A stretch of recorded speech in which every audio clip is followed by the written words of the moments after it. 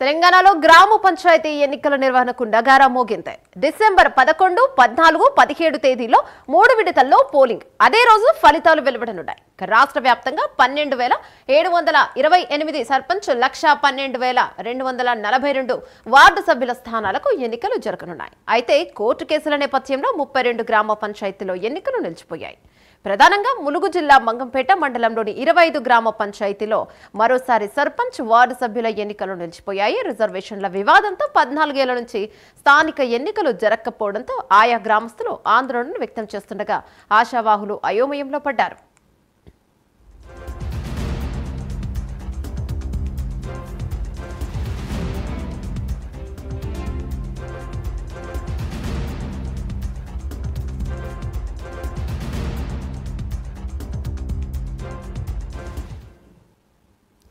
తెలంగాణలో గ్రామ పంచాయతీ ఎన్నికల నిర్వహణకు నగారా మోగింది. డిసెంబర్ 11, 14, 17 తేదీలో 3 విడతల్లో పోలింగ్. ఇక అదే రోజు ఫలితాలు కూడా వెలువడనున్నాయి. రాష్ట్ర వ్యాప్తంగా 12,728 సర్పంచ్, 1,12,242 వార్డు సభ్యుల స్థానాలకు ఎన్నికలు జరగనున్నాయి.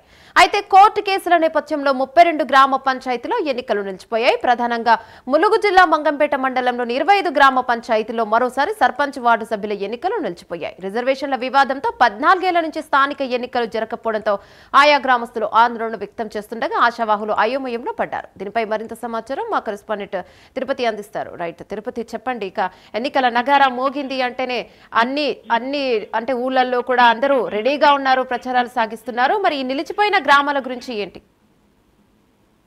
యమున, తెలంగాణ రాష్ట్ర వ్యాప్తంగా గ్రామ పంచాయతీ ఎన్నికల నిర్వహణ నగారా మోగింది. 11, 14, 17 తేదీల్లో 3 దశల్లో పోలింగ్ ప్రక్రియ జరగబోతుంది. అదే రోజు సాయంత్రం ఫలితాలు ఉంటాయి. కానీ తెలంగాణ రాష్ట్ర వ్యాప్తంగా కోర్టు కేసుల నేపథ్యంలో 32 గ్రామ పంచాయతీలో ఎన్నికలు నిలిచిపోయాయి. ప్రజెంట్ ఇప్పుడు ఆ 32 గ్రామ పంచాయతీల్లో ఎటువంటి ఎన్నికల సందడి కావచ్చు, రాజకీయ పార్టీల సందడి కావచ్చు, రాజకీయ సంబంధించినటువంటి ఆశావాల సందడి లేకుండా అయోమయంలో ఉన్నటువంటి పరిస్థితి కనిపిస్తుంది. ప్రధానంగా ములుగు జిల్లా మంగపేట మండలంలోని 25 గ్రామ పంచాయతీ ఎన్నికలు మరోసారి నిలిచిపోయాయి. రిజర్వేషన్లకు సంబంధించినటువంటి వివాదంలో వరుసగా 14 ఏళ్ల నుండి స్థానిక సంస్థల ఎన్నికలు జరగట్లేదు. గిరిజనేతర ఆ సమస్య ఉండడంతోనే ఈ మంగపేట మండలంలో ఎన్నికలు జరిగినటువంటి పరిస్థితి కనిపిస్తుంది. 24 గ్రామ పంచాయతీ, 230 వార్డు సభ్యులు, 14 ఎంపీటీ స్థానాలకు